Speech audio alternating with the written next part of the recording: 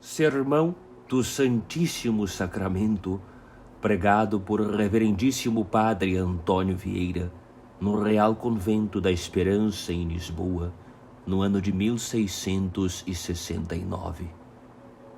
Narração de Ricardo Pérez Bueno.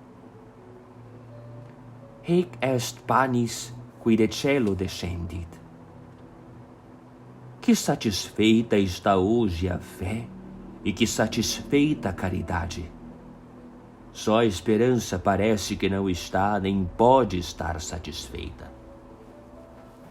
Está satisfeita a fé porque se vê sublimada a crer a verdade do mais alto, do mais profundo e do mais escondido mistério. Caro mea vere estibus. Está satisfeita a caridade porque se vê abraçada intimamente com Deus no laço da mais estreita e da mais amorosa união e da mais recíproca. In me manet et ego in illo. Só a esperança parece que não está nem pode estar satisfeita no diviníssimo sacramento, porque se lhe nega o que deseja, porque se lhe encobre o que suspira, porque se lhe retira o que segue, e porque na mesma presença se lhe ausenta o que espera. Está Deus ali para a fé, está Deus ali para a caridade, e só para a esperança não está ali. Está ali para a fé, porque o objeto da fé é Deus querido. Está ali para a caridade, porque o objeto da caridade é Deus amado, e não está ali para a esperança, porque o objeto da esperança, como ensina São Paulo, é Deus visto. A Deus invisível pode-o crer a fé, a Deus invisível pode-o abraçar a caridade. A Deus invisível não o pode lograr a esperança. Se o objeto da esperança é Deus visto e a essência do sacramento é Deus não visto nem visível, que por isso se chama sacramento, como estará a esperança satisfeita neste desvio, contente neste desengano e sossegada neste impossível? Firme, sim, constante, sim, animosa e ansiosa, sim, mas satisfeita, contente e sossegada, não fora esperança se assim estivera. Pois por certo, Senhor, que não é vossa condição tão esquiva, nem o vosso coração tão pouco humano, que o não obrigue em desejos, que o não solicite em ânsias, que o não penetre em suspiros, que o não enterneçam saudades. E se este é o ser e o exercício contínuo da esperança, como se esqueceu tanto dela a vossa providência neste mistério, que parece vos sacramentastes somente para acrescentar novos pesares a seus desejos e um perpétuo martírio às suas ânsias? A satisfação destas queixas será hoje matéria do nosso discurso, para que o nome e circunstância do lugar dê novidade à celebridade do dia, verá a esperança queixosa os extremos de fineza que deve a Cristo sacramentado, e nós veremos sem queixa do mesmo sacramento que, posto que se chame mistério da fé, encerra maiores mistérios da esperança. Ave Maria, gratia plena Dominus tecum, benedicta tu in mulieribus, et benedictus fructus ventris tui, Iesus. Sancta Maria, Mater Dei, ora pro nobis peccatoribus, nunc et in hora mortis nostrae. Amen. Hic est panis qui de cielo descendit. Este é o pão que desceu do céu. E por que desceu do céu este pão? Só para exercício da fé? Só para aumento da caridade? Não. Digo que desceu do céu o pão do céu para a satisfação da esperança. Ora, vede, perguntam os teólogos se há esperança do céu. E resolvem todos com Santo Tomás que nem no céu nem no inferno há esperança. A razão é porque o bem que for objeto da esperança há de ter estas duas condições: ser possível e ser futuro possível. Porque o impossível não se deseja, futuro porque o presente não se espera. E como o sumo bem, que é objeto da esperança sobrenatural, no inferno já não é possível e no céu já não é futuro, por isso nem no céu nem no inferno pode haver esperança. A alma, se vai ao céu, salva-se. Se vai ao inferno, perde-se. Mas a esperança, ou no céu ou no inferno, sempre se perde. No céu, pela vista de Deus, no inferno, pela desesperação da mesma vista. Sucede-lhe à alma com a esperança o que a Moisés com a terra de promissão e as virgens prudentes com as companheiras. Moisés levou à terra de promissão os israelitas, mas não entrou lá. As virgens prudentes entraram no céu, mas as companheiras, ainda que chegaram à porta, ficaram de fora. A mais fiel companheira da alma é a esperança. Porém, é tal a aventura da alma e tal a sorte da esperança, que quando a alma se lhe abrem as portas do céu, a esperança fecham-se. A alma entra e a esperança fica de fora. E como a esperança não podia subir nem entrar no céu, que fez Deus para satisfazer a esperança? Desceu e saiu do céu em disfarces de pão. Hic est panis qui de cielo descendit. Para que a esperança, que o não podia gozar da parte de dentro, o gozasse da parte de fora. Levado o profeta Ezequiel em espírito, desde Babilônia, onde estava cativo, à cidade e templo de Jerusalém, mostrou-lhe um anjo o santuário com a porta fechada e disse-lhe que fora daquela porta assim fechada se assentaria o príncipe à mesa para comer o pão na presença do Senhor. Et convertit me ad viam porte sanctuari, et arat clausa, et dixit Dominus ad me, portae clausa erit, princeps ipse sedebit in ea, ut comedat panem coram Domino.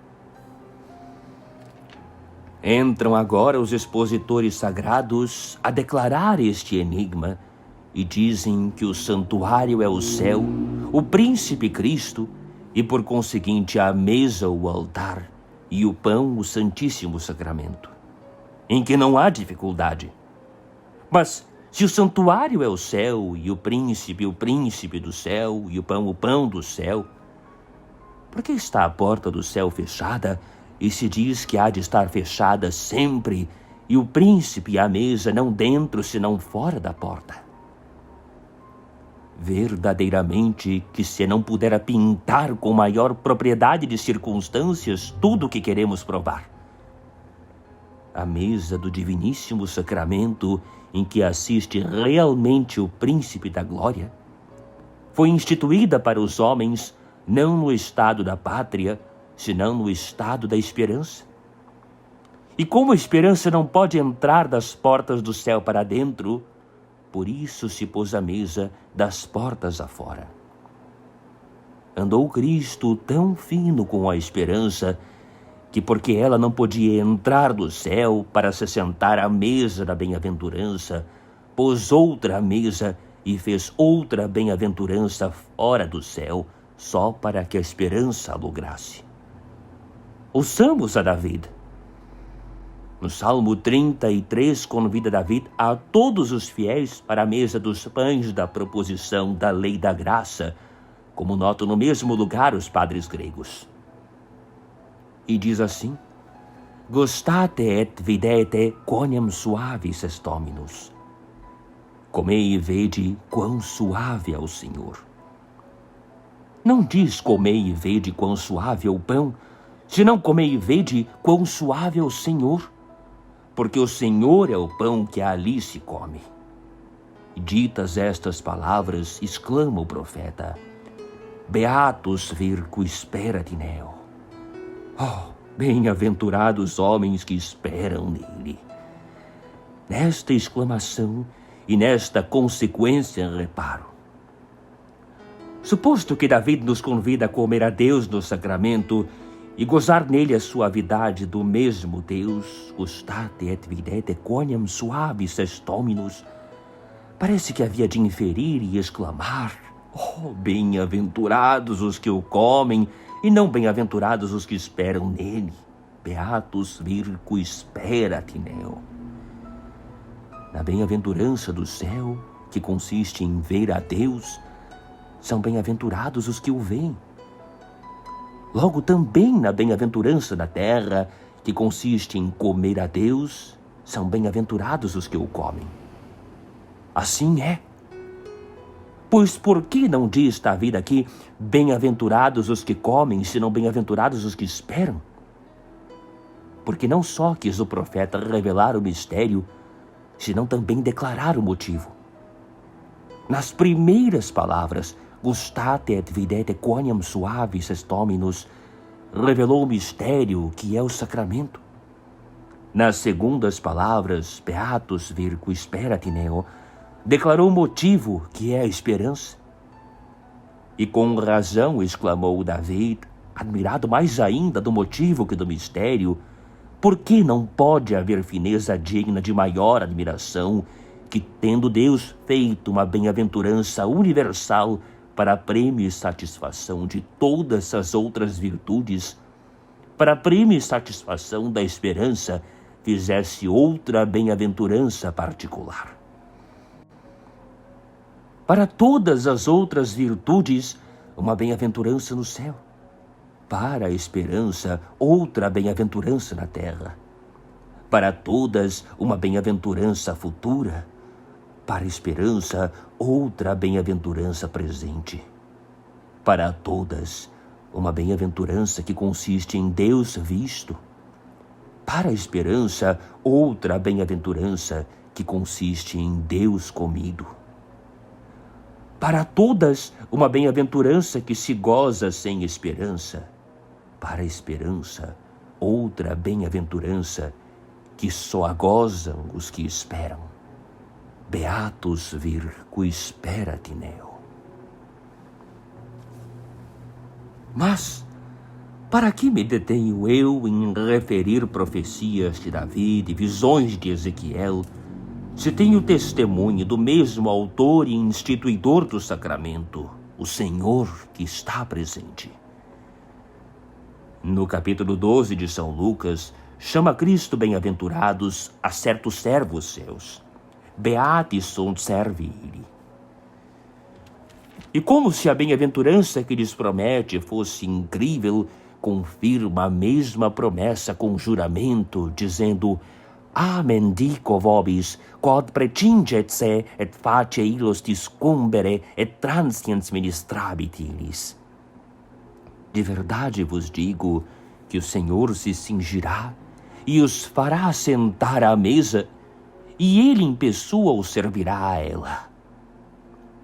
Saibamos agora que mesa e que bem-aventurança é esta. A comum exposição dos intérpretes é que falou Cristo aqui da mesa e bem-aventurança do céu. Mas esta sentença se impugna fortemente com as mesmas palavras do texto. Pretinget se et transiens ministrabit illis. Deus, no banquete da glória, comunica-se aos bem-aventurados em toda a largueza de sua imensidade. Logo, não se pode dizer daquele banquete que Deus se cinge e se estreita nele. Pretinget se. Demais, o banquete da glória é permanente, porque dura e há de durar por toda a eternidade. Logo, não se pode dizer que é transeunte de passagem. É transiens ministrabit illis. Que banquete é logo este em que Deus se comunica não permanentemente, senão de passagem, e com a imensidade de sua grandeza não dilatada, senão abreviada e cingida? Santo Agostinho, como águia de mais aguda vista, diz que é o banquete do Santíssimo Sacramento. Quid nobis ministravit nisi quod hodiem anducamus et bebimos. Bastava que esta exposição fosse de Agostinho para nós a venerarmos e recebermos. Mas, porque é singular e o santo A não provou, eu aprovo. E não só a demonstrarei com a propriedade do mistério, senão também com a mesma instituição dele. Que diz o texto? Pretinget se. Que Cristo se cingirá. Isso fez Cristo antes da instituição do sacramento? Pretinxit se. Que mais diz? Que ele o administrará por sua própria pessoa. Ministrabit iris. Isso fez Cristo na ceia. Fredit deditque discípulos sois. Que mais? Que o fará em trânsito. Transiens. Assim foi. Sciens quia venit hora eius utransiat ex hoc mundo ad patrem. E a mesma festa que então celebrou Cristo se chamava Face id est transitus Domini. E se confirma tudo com o texto da mesma parábola, quando rever natura nuptiis. Porque se instituiu o sacramento quando Cristo, depois de ter vindo a celebrar as bodas com a natureza humana, tornava outra vez para o céu. Isto quanto à história e no modo e tempo e circunstâncias da instituição. E quanto ao mistério, não pode haver propriedade mais natural. Porque Cristo no sacramento tem abreviada e estreitada sua grandeza e reduzida não só ao círculo de uma hóstia, senão a qualquer parte dela. Pretinget se. E porque o sacramento é viático de caminhantes, em que somente se nos dá Cristo enquanto dura a peregrinação e passagem desta vida, é transiens. E finalmente porque ainda que o sacerdote pronuncie a palavra de consagração, Cristo é o principal ministro do sacrifício e do sacramento, como dizem todos os padres e concílios, ministrabit iris. Em se prova logo a sentença de Santo Agostinho, e bem se demonstra que a mesa e bem-aventurança que o Senhor prometeu neste lugar é a mesa e bem-aventurança não do céu, senão de fora do céu, não da glória, senão do sacramento. Mas a quem se fez esta promessa? A quem se prometeu este prêmio e por que merecimentos? Grão caso, não se prometeu a outros, senão aos que esperam, nem por outros merecimentos, senão os da esperança. O mesmo texto diz: et vos similes hominibus expectantibus Dominum suum. Sede semelhantes, diz Cristo, aos servos que esperam por seu Senhor, e se assim o fizerdes, o mesmo Senhor vos porá à sua mesa e vos servirá a ela, dando-se a si mesmo. Amen dico vobis, quod pretinget se, et facet illos discumbere, et transiens ministrabit illis. Oh, admirável fineza de Cristo! Oh, singular privilégio da virtude da esperança! Porque não podia dar à esperança o que ela espera no céu, deu aos que esperam na terra o que eles não esperavam nem podiam esperar. Esperavam os servos ou podiam esperar que seu Senhor dispusesse e os pusesse à mesa? Não. E isso é o que ele faz. Facet illos discumbere. Esperavam ou podiam esperar que ele, por sua própria pessoa, o servisse? Não. E ele é o que o serve. É transiens ministrabilis. Esperavam ou podiam esperar que se lhe desse a comer a si mesmo? Muito menos. Só esperavam e podiam esperar que se lhe desse a ver no céu. Mas ele, antecipando o tempo e satisfazendo o desejo da esperança sobre a mesma esperança, para que o pudessem comer na terra, desce do céu, transubstanciado no pão. Hic est panis qui de cielo descendit. Provado assim o que digo com a visão de Ezequiel, com a profecia de David e com a parábola do mesmo Cristo, se alguém ainda deseja o exemplo da experiência, também este nos não falta. Aparece Cristo em trajos de peregrino aos 2 discípulos que na manhã da ressurreição caminhavam para Emaús. E assentado à mesa para que o conhecessem, parte o pão e consagra-se nele. Et conioverum Deum in fractione panis. Não sei se reparais não só no admirável, senão muito mais no singular deste caso. A outros muitos apareceu o Senhor e se deu a conhecer neste mesmo dia, mas a nenhum com semelhante favor, nem com tão extraordinário modo. Apareceu a Madalena, apareceu as outras Marias, apareceu a São Pedro, apareceu a todos os discípulos juntos e comeu com eles, e tendo aqui a mesma ocasião o Senhor de consagrar o pão e repetir o mistério do sacramento, não o fez parecendo supérflua a presença sacramental, onde a natural estava com eles. Depois que todos passaram a Galiléia, também apareceu e comeu o Senhor com os discípulos muitas vezes. E sendo a mesa, como muitos querem, a de sua Mãe Santíssima, também ali não consagrou seu corpo. Pois que merecimento concorreu nos 2 discípulos de Emaús? Ou que maior razão teve Cristo para se lhe dar a eles sacramentado e não aos demais? Lembrai-vos do que diziam, e logo vereis que foi obrigação e não favor, necessidade e não excesso. O que diziam estes discípulos, dando a causa da sua tristeza, é que esperavam desconfiados. Nós autem esperávamos. E como a sua esperança ia tão enfraquecida e quase desmaiada, com quem havia de acudir o Senhor, senão com o alimento da esperança, que é o sacramento? Remédio foi logo e não favor, necessidade não excesso.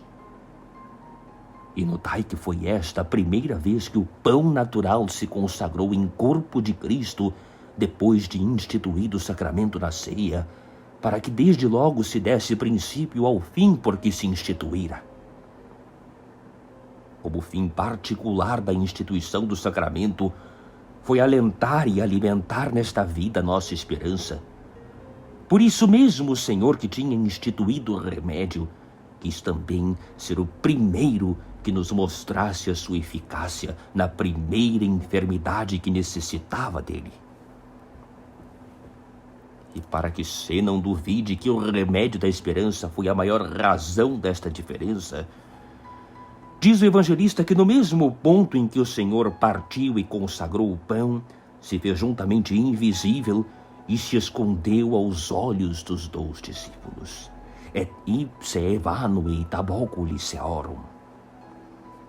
Mas se o fim desta consagração foi para que os 2 discípulos o conhecessem, por que desaparece no mesmo ponto e se esconde a seus olhos? Encobrir-se para se manifestar? Esconder-se para se dar a conhecer? Sim, e não podia ser de outro modo. Porque sendo mistério do sacramento e remédio da esperança, nem a esperança remediada podia haver nem o Senhor sacramentado podia ser visto. Se o sacramentado fosse visto, deixava de ser sacramento. Se a esperança o visse, deixava de ser esperança. E porque verdadeiramente era sacramento, e sacramento para remédio da esperança, por isso foi não só conveniente, mas necessário que o Senhor se escondesse a seus olhos. Et ipse evanuit ab oculi seorum. Isto é o que sucedeu naquele grande dia, e isto o que todos estes 8 dias tivemos presente. Cristo alentando e alimentando não desmaios, mas saudades da esperança. Escondido, porém, o Senhor e encoberto a nossos olhos, et ipse evanuit ab oculi seorum. Porque nem a esperança fora esperança, nem o sacramento, sacramento, se assim não fora. Goza, pois, a esperança por meio do sacramento na terra, o que não podia gozar no céu. E Deus, por meio do sacramento, desce do céu. Hic est panis qui de cielo descendit, para que a esperança o possa gozar na terra. É tanto assim verdade, que só enquanto durar a esperança há de durar o sacramento, e tanto que acabar a esperança, também o sacramento se há de acabar. O sacramento do altar há de durar somente até o fim do mundo, conforme a promessa de Cristo. Ecce ego vobiscum sum usque ad consummationem seculi. E depois do mundo, por que não? Não é Cristo sacerdote eterno? Sim, é.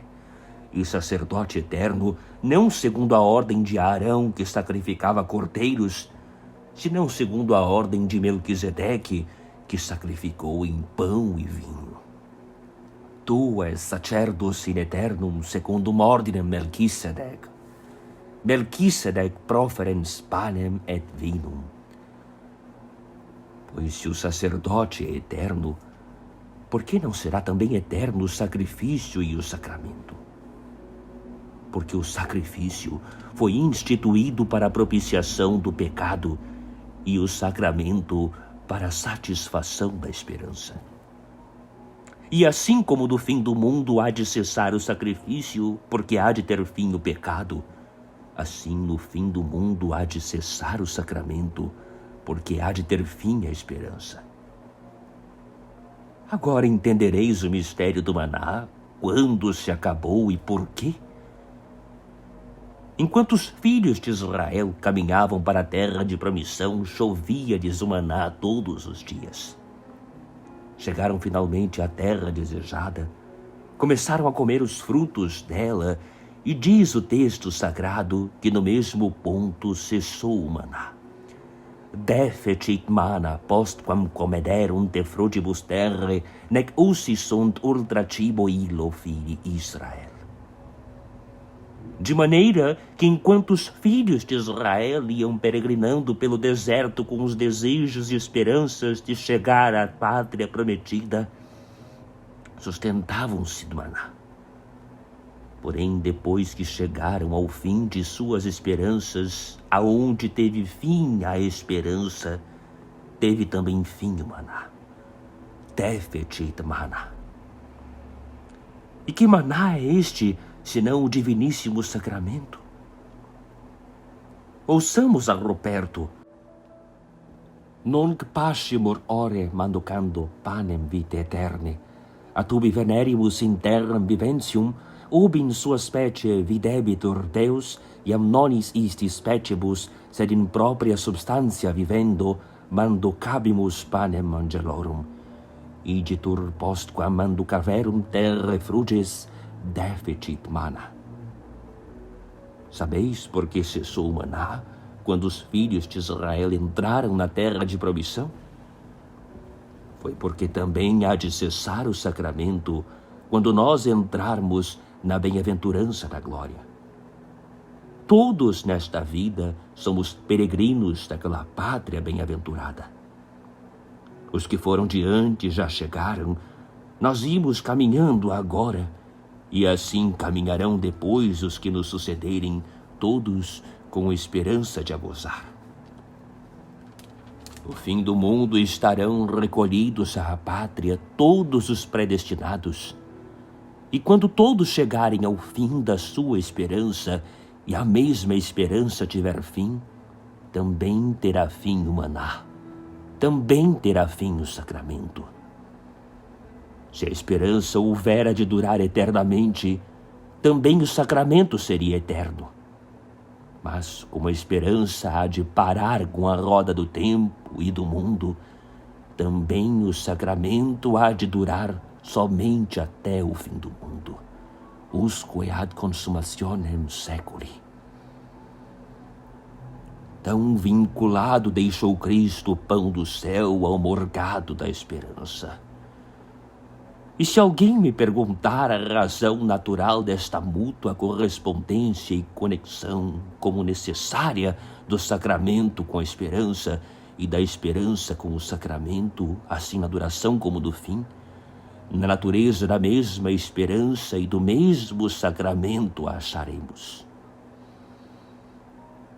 A esperança é um afeto que, suspirando sempre por ver, vive de não ver e morre com a vista. É teologia de São Paulo, falando da mesma esperança de que nós tratamos. Spes quae videtur non est spes, nam quod videt quis quid sperat. A esperança que chegou a ver o sumo bem esperado já não é esperança, porque quem espera ainda não vê, e quem vê já não espera. Esta é a natureza da esperança. E a do sacramento qual é? É a presença da humanidade, divindade de Cristo, encoberta debaixo daquele véu, o qual de tal maneira faz invisível que se pudesse ou deixasse ver, já não seria sacramento. E como a esperança, sendo desejo de ver a Deus, já não seria esperança se o visse, e o sacramento, tendo dentro de si a Deus, já não seria sacramento se o deixasse ver, daqui vem ser tal a conexão que há entre a esperança e o sacramento, e a duração de um e outro, que quando Deus franquear a sua vista a todos os que a esperam, o que será no fim do mundo, necessariamente se hão de acabar a esperança e mais o sacramento. A esperança, porque já veremos a Deus; o sacramento, porque já Deus não será invisível. As estrelas vivem de noite e morrem de dia. O mesmo nos sucederá nesta noite da esperança, quando amanhecer o dia da glória. É um debalde instituiu Cristo o divino sacramento de noite, quando por uma presença que nos levou da vista, nos deixou muitas à fé. Mete-se o sol no ocidente, escurece-se o mundo com as sombras da noite. Mas se olharmos para o céu, veremos o mesmo sol multiplicado em tantos sóis menores, quantas são as estrelas sem número em que ele substitui a sua ausência, e não só se retrata, mas vive. Assim se ausentou Cristo de nós sem se ausentar, deixando-se abreviado sim no sacramento, mas multiplicado em tantas presenças, quantas são as hóstias consagradas em que o adoramos e temos realmente conosco. Esta ausência, pois, e nesta noite escura da esperança, em que não vemos a Deus, que outra coisa é a Igreja com o divino sacramento multiplicado em todas as partes do mundo, senão um sol estrelado esperando nós com Job a que amanheça. Post tenebras spero lucem. Mas assim como com o mesmo nascimento do sol a noite acaba e as estrelas desaparecem, assim com a mesma vista clara de Deus, há de o sacramento desaparecer e a esperança acabar. Quando Cristo expirou na cruz, rasgou-se o véu do templo com que estava coberto o Sancta Sanctorum, em sinal que então se abriram as portas da glória até ali fechadas. E no mesmo ponto se acabaram em Jerusalém e no limbo duas coisas notáveis. Em Jerusalém, os sacrifícios da lei velha, no limbo, as esperanças dos patriarcas.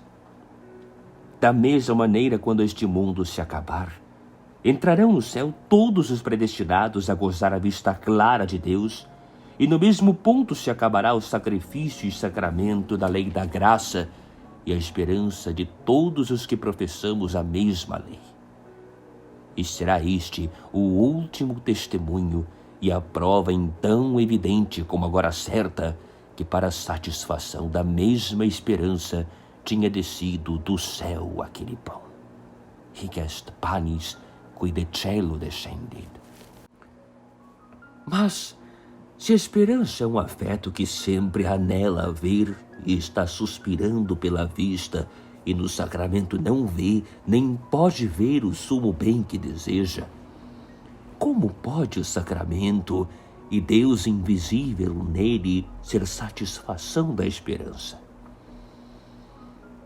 Este é o último mistério e o mais escuro ponto do nosso discurso, para cuja inteligência será necessário desentranhar mais interiormente e fazer uma exata anatomia da esperança.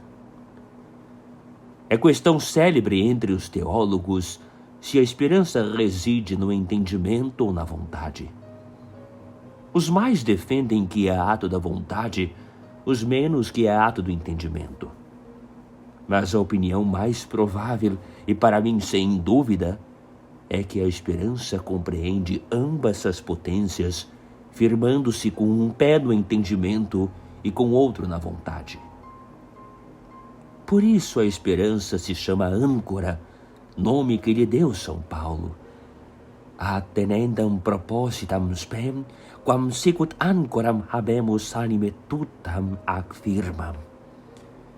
E assim como a âncora, para estar segura, há de prender de uma e da outra parte, assim a esperança, para se firmar bem na alma, não só há de estar fundada em uma das potências, senão em ambas juntamente.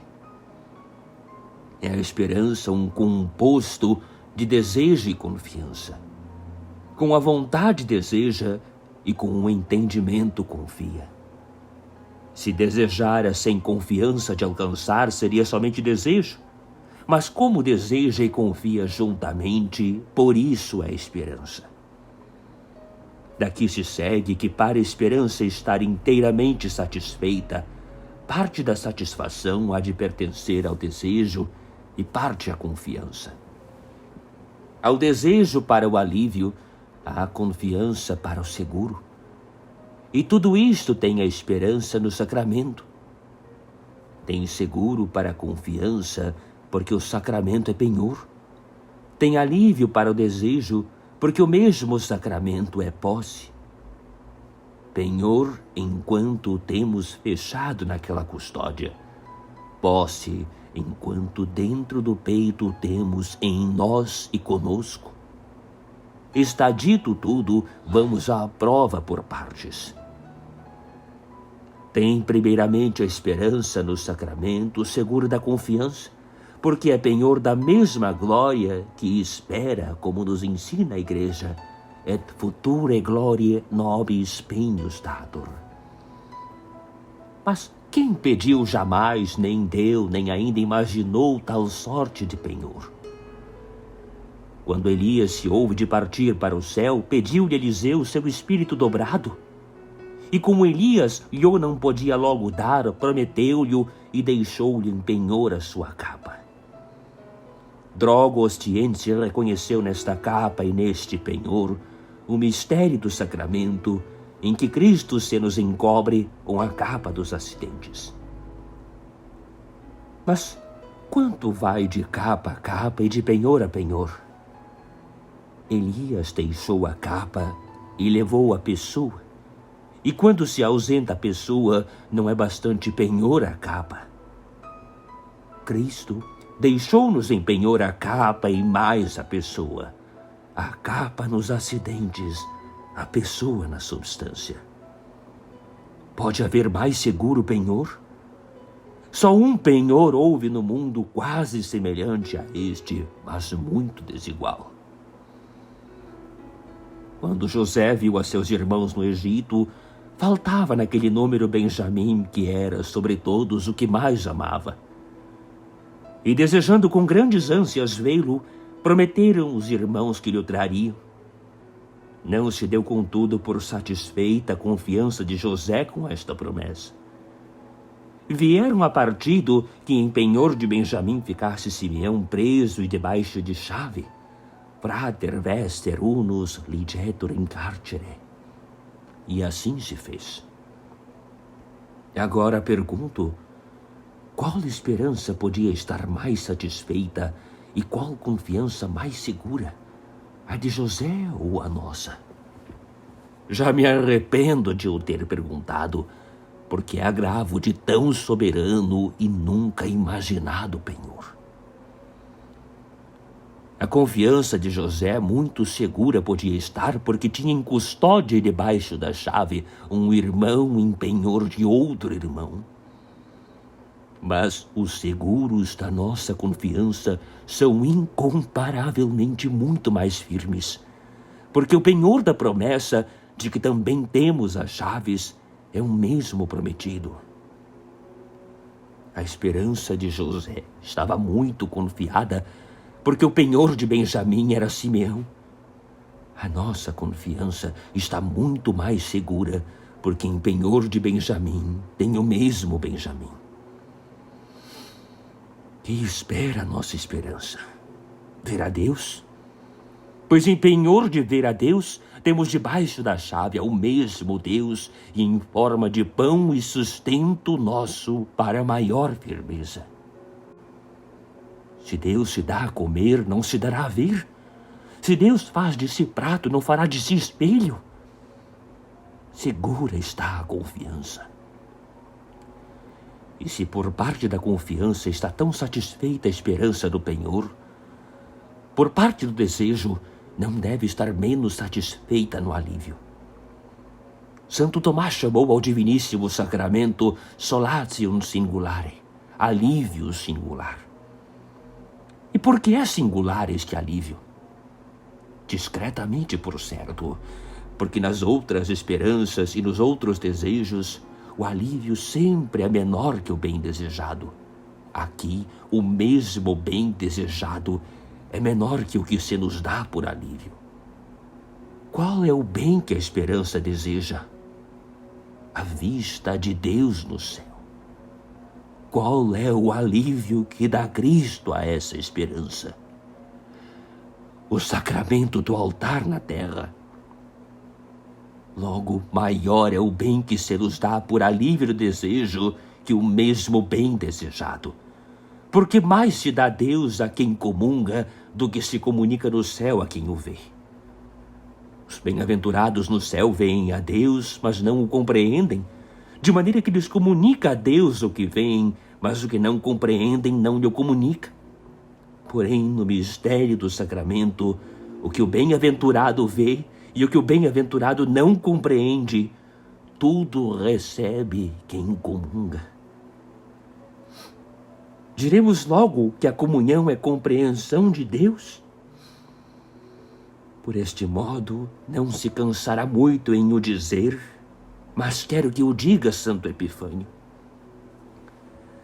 Concebeu a Deus a Virgem Maria, que na maior solenidade do Filho não era bem que nos faltasse a mãe e mais em sua casa. Concebeu a Deus a Virgem Maria em suas puríssimas entranhas, e admirado da grandeza e profundidade do mistério, exclamou assim Santo Epifânio: Oh, uterum cielo ampliorem, qui incomprehensum Deum vere comprehensum portasti. Oh, ventre virginal maior que o céu, pois verdadeiramente compreendeste em ti o que no céu é incompreensível. Note-se muito a palavra vere, não só compreendido de qualquer modo, senão verdadeiramente compreendido, vere comprehensum. Mas saibamos, a Virgem Senhora Nossa, no céu compreende a Deus? Não, porque ainda que o lume da glória da Senhora e a visão beatífica com que vê a Deus excede em supremíssimo grau a de todos os bem-aventurados, contudo não compreende a Deus, porque Deus, por sua infinita perfeição e essência, é incompreensível a todo conhecimento criado. Pois se a Mãe de Deus não compreende a Deus no céu quando o vê, como diz Epifânio, que o compreendeu quando concebeu e trouxe em suas entranhas? Falou o grande padre como tão grande teólogo. Para compreender a Deus, é necessário vê-lo todo e totalmente. Totum et totaliter. Assim o definem as 3 maiores escolas da teologia: Santo Tomás, Escoto, Soares. E como os bem-aventurados, entrando também neste número a Virgem Maria, ainda que venha todo Deus, não o veem totalmente. Por isso o não compreendem. Agora pergunto, e quando a Virgem Maria concebeu e trouxe a Deus em suas entranhas, teve-o nelas todo e totalmente? Sim, pois por isso diz Santo Epifânio que o compreendeu verdadeiramente.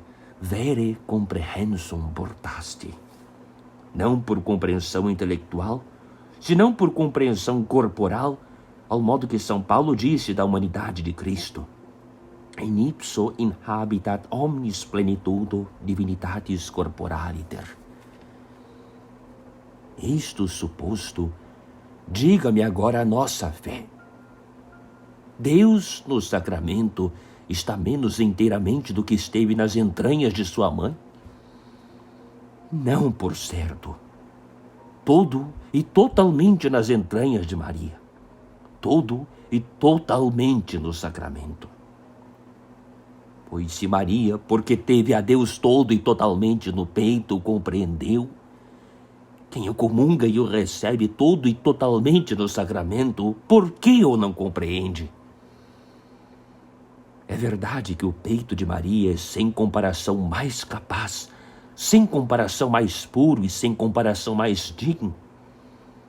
Mas, como douta e gravemente notou o padre Soares, a esfera do sol, que é a 4ª, tanto a compreende o 5º céu como o 8º, ainda que o 8º seja maior e esteja matizado de inumeráveis estrelas e o 5º não. E se Deus no sacramento se compreende e no céu não se compreende? Se Deus no sacramento se dá todo e totalmente ao peito dos que o comungam e no céu se dá todo, mas não totalmente aos olhos dos que o veem, vede se tem a esperança mais no alívio do que espera no desejo.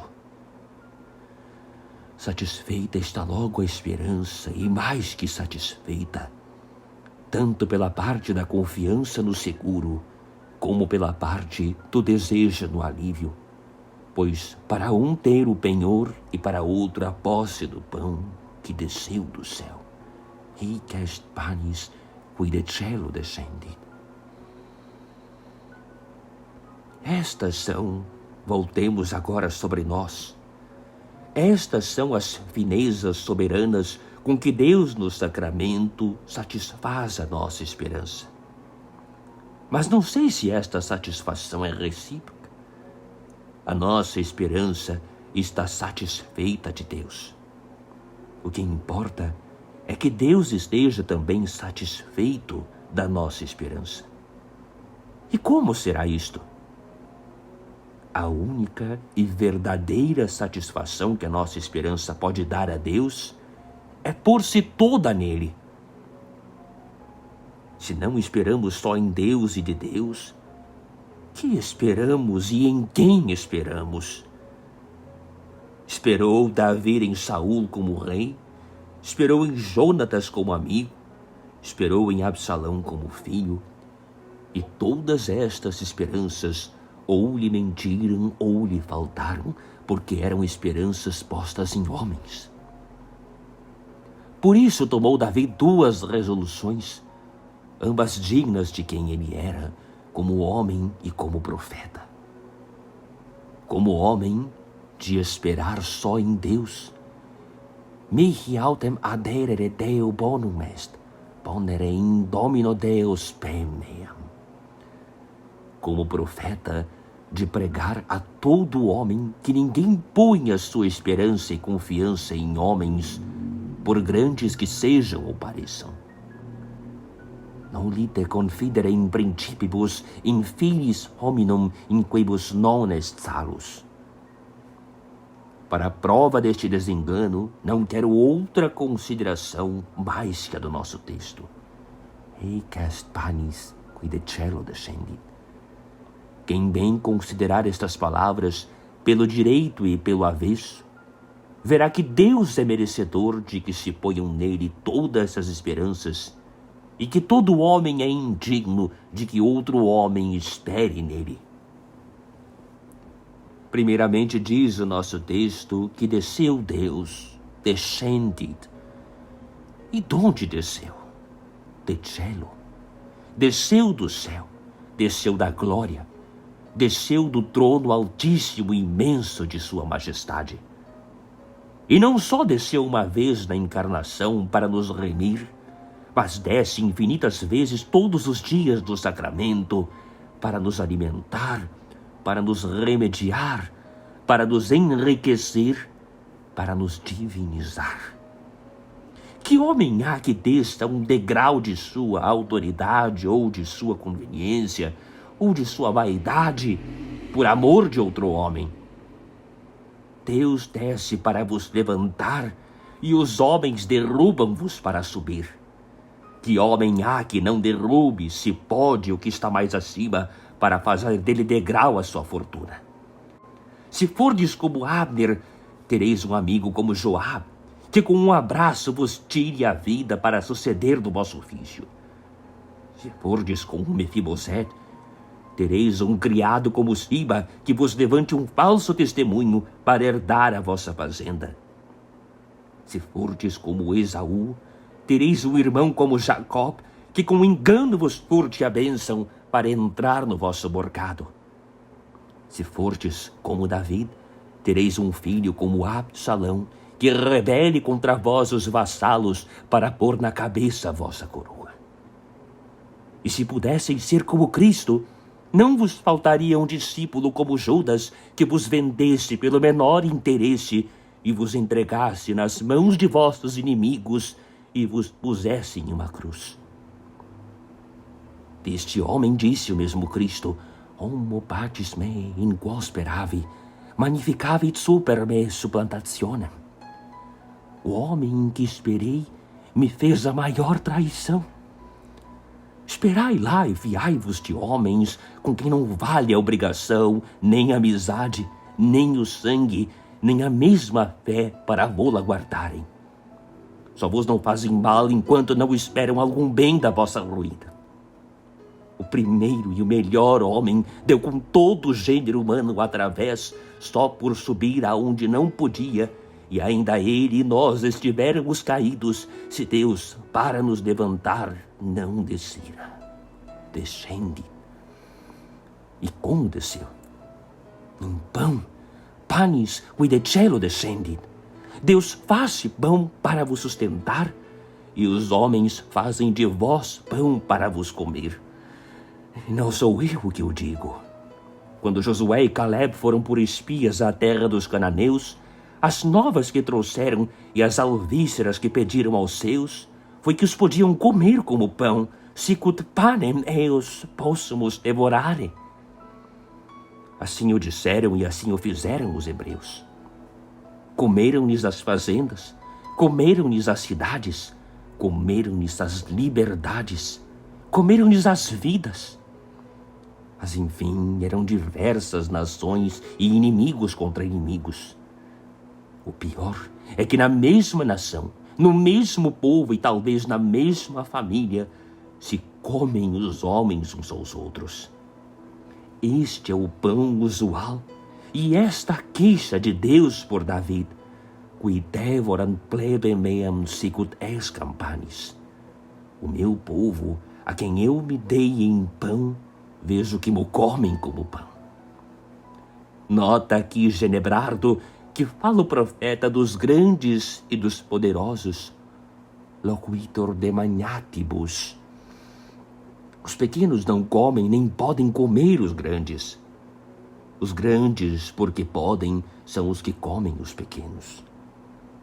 Por isso os povos estão tão despovoados e tão comidos, e os comedores tão cheios e tão fartos.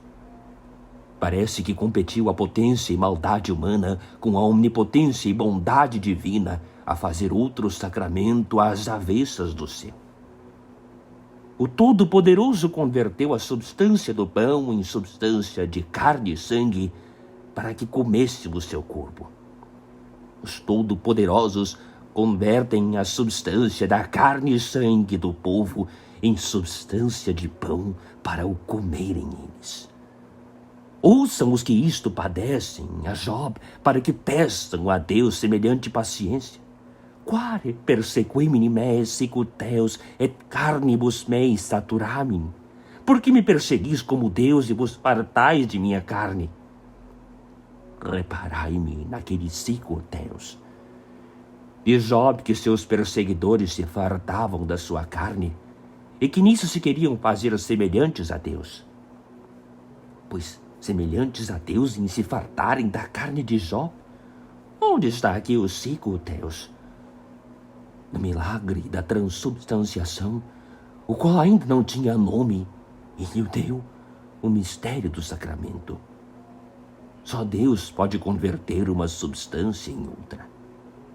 E nisto são perversamente como Deus os que da substância alheia fazem substância própria e da carne dos pobres pão. Tais eram os perseguidores de Job.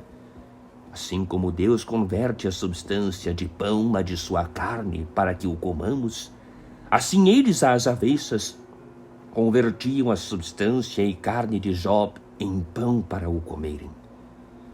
E quem eram estes, para que melhor conheçamos o que são homens? Eram os mais obrigados a Job. Eram os de quem ele mais se fiava.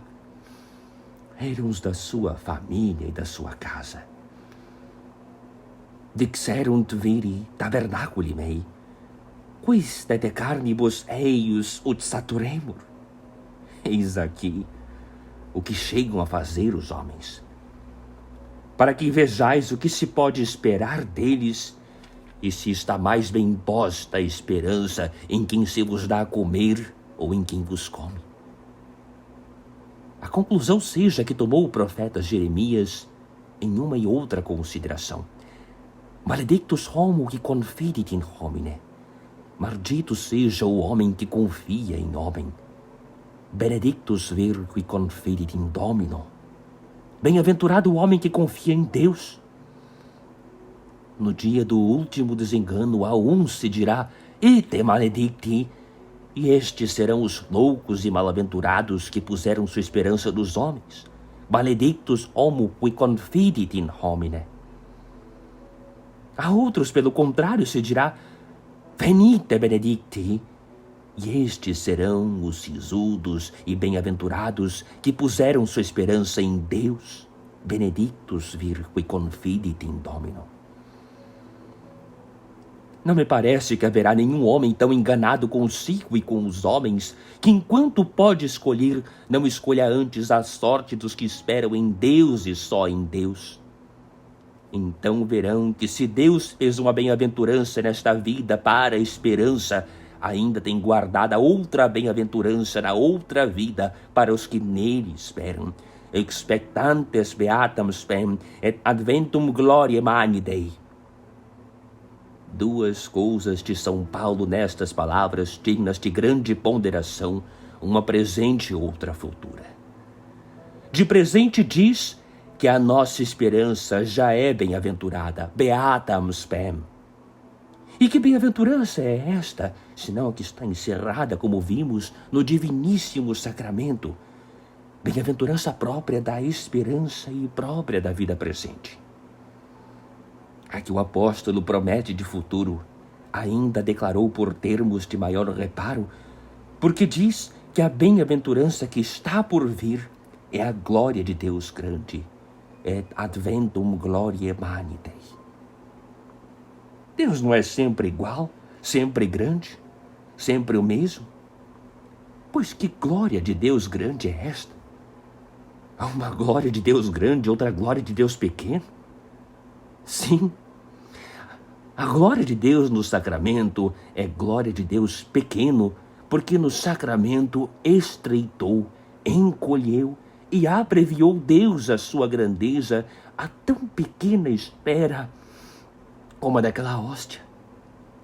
A glória de Deus no céu é glória de Deus grande, porque lá se nos mostrará a grandeza e majestade de Deus em toda a largueza infinita de sua imensidade. Cá, encolhida e abreviada, para poder caber e entrar em nós. Lá, dilatada e estendida, para que não podendo caber em nós, nós entremos nela. Entra in gaudium Domini tui. Quem haverá logo que, podendo ser bem-aventurado nesta vida e bem-aventurado na outra, só com esperar em Deus, não espere só nele. Esperemos só em Deus, renunciando de uma vez e para sempre às esperanças de todas as criaturas. E enquanto não subirmos ao céu a gozar a bem-aventurança que nos espera, goze a nossa esperança